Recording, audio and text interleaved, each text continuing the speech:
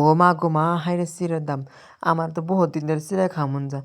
তো দোকানে গেছি আমি চিড়া নিয়ে আবার জন্য দিয়ে হলো দোকানদাররা এত দামের দাম চা আমার কাছে টেহা নাই কেন কি করবো? তাই আমি মনে মনে ভাবলাম যে আজকে এখন তো নতুন সিজন, ধান কাটার নতুন সিজন। তো আমি কি করলাম সুদা দোকানে না যাইয়ে আমি সুদাই গেলাম ধান খেতে। ধান খেতে যাইয়ে একটা আড়ি কাইটে নিয়ে হাইরে সুন্দর করে ধান ছাড়াই নিয়ে হাইরে আমি ভাপ দিয়ে নিলাম। ভাপ দিয়ে নিয়ে হাইরে আমি পানিটা ছাড়াই নিলাম, নিয়ে হাইরে কড়াই বসাই দিয়ে ধান দিয়ে আমি ধান ভাইজ্যে নিলাম। নিয়ে হাইরে আমি নামাই নিলাম, ধান ভাজা হয়ে গেছে।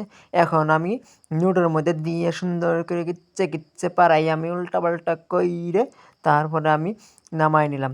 নিয়ে দেখেন কি সুন্দর চিরা দেখে আমার একটা জিভের মধ্যে পানি টপ টপ করতেছে। চিরা আমি থালির মধ্যে দিলাম, কি সুন্দর চিরা।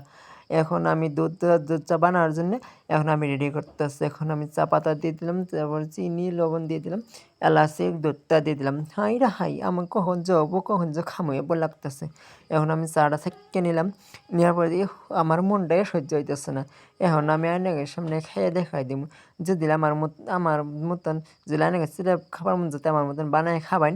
আর আমার ভিডিওটা লাইক করবেন, শেয়ার করবেন, ভালো থাকবেন, খোদা হাফেজ।